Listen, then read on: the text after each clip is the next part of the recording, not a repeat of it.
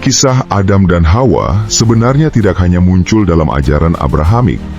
Jika kita melihat lebih luas ke berbagai agama dan sistem kepercayaan di dunia, baik yang bersifat mitologis seperti agama-agama pagan, maupun agama monoteistik, dualistik, dan berbagai aliran lainnya, kita akan menemukan pola cerita yang sangat mirip. Hampir semuanya memiliki kisah penciptaan manusia dan alam semesta yang benang merahnya menyerupai cerita Adam dan Hawa. Meskipun tidak persis sama 100%, inti ceritanya tetap serupa. Manusia bermula dari sepasang laki-laki dan perempuan, lalu berkembang menjadi seluruh umat manusia di dunia ini. Jika menurut Anda ini masuk akal, itu adalah hak Anda. Namun bagi saya pribadi, konsep ini tidak masuk logika. Sejak kecil saya memang tidak pernah sepenuhnya mempercayai cerita seperti ini. Sulit bagi saya untuk menerima bahwa dari hanya 2 orang, kemudian bisa muncul begitu banyak ras manusia dengan variasi fisik dan genetik yang luar biasa.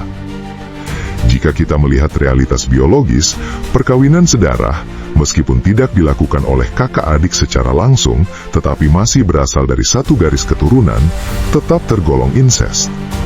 Dalam biologi, perkawinan semacam ini memiliki risiko besar menghasilkan keturunan dengan kelainan genetik. Informasi mengenai hal ini sangat mudah ditemukan. Maka pertanyaannya menjadi sederhana namun mengganggu. Apakah ras-ras manusia yang ada di dunia ini sebenarnya merupakan hasil dari kegagalan genetik massal? Bagi saya, gagasan ini tidak masuk akal. Jika bagi Anda masuk logika, silahkan. Saya juga memiliki hak untuk tidak menerima penjelasan tersebut. Namun, di sisi lain, saya juga tidak serta-merta menerima penjelasan sains modern. Saya tidak percaya bahwa manusia berasal dari leluhur yang berkerabat dengan kera. Sulit bagi saya untuk memahami bagaimana makhluk yang disebut berkerabat dengan kera dapat menghasilkan manusia dengan kompleksitas, kecerdasan, dan variasi seperti sekarang. Belum lagi berbagai teori lain yang berkembang, seperti manusia yang diturunkan dari mamalia purba hingga dikaitkan dengan era dinosaurus ratusan juta tahun lalu. Jujur saja, saya sering tersenyum membaca klaim-klaim tersebut. Bagaimana mungkin dalam rentang waktu kosmik yang relatif singkat bisa terjadi lompatan evolusi sebesar itu? Yang lebih menarik, sains modern pun kerap bersinggungan dengan gagasan-gagasan spiritual New Age. Muncul narasi bahwa manusia adalah hasil rekayasa genetik makhluk luar angkasa, alien yang datang ke bumi dan memodifikasi genetik makhluk primitif. Teori ini seolah-olah menjadi jawaban atas konsep missing link dalam teori evolusi Darwin. Dari kera ke manusia, katanya terdapat mata rantai yang hilang. Lalu muncul gagasan bahwa alienlah yang mengisi kekosongan tersebut.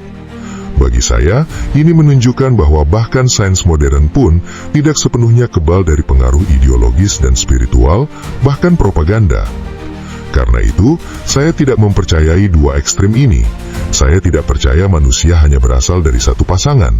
Namun saya juga tidak percaya manusia berasal dari kera, dinosaurus, ataupun alien. Kalaupun evolusi itu ada, saya meyakini bahwa manusia sejak awal sudah hadir dalam jumlah banyak, bukan hanya 2 individu. Berangkat dari ketidakpercayaan inilah, saya terus mencari. Saya mempelajari berbagai pendekatan dan sudut pandang, hingga akhirnya menemukan satu sistem pengetahuan yang menurut saya justru sangat ilmiah. Ironisnya, di Indonesia sistem ini sering dimasukkan ke dalam kategori agama. Padahal jika ditelaah lebih dalam, isinya sebagian besar adalah pengetahuan tentang alam, manusia, dan realitas. Pendekatan tersebut adalah Buddhisme, bukan sebagai agama ritual, melainkan sebagai sistem pengetahuan.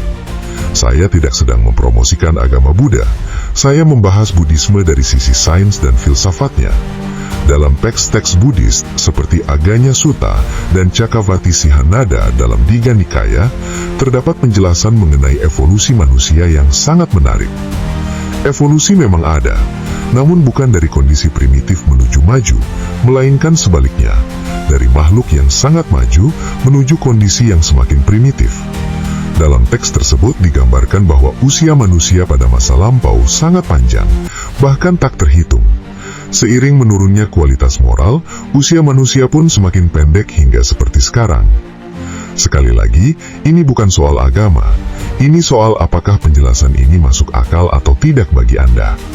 Bagi saya pribadi, pendekatan ini jauh lebih logis dibandingkan sains modern, dan juga jauh lebih masuk akal dibandingkan konsep penciptaan manusia pertama yang selama ini kita kenal.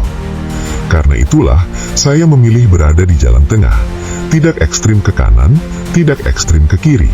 Saya berdiri di tengah dengan logika sebagai pijakan.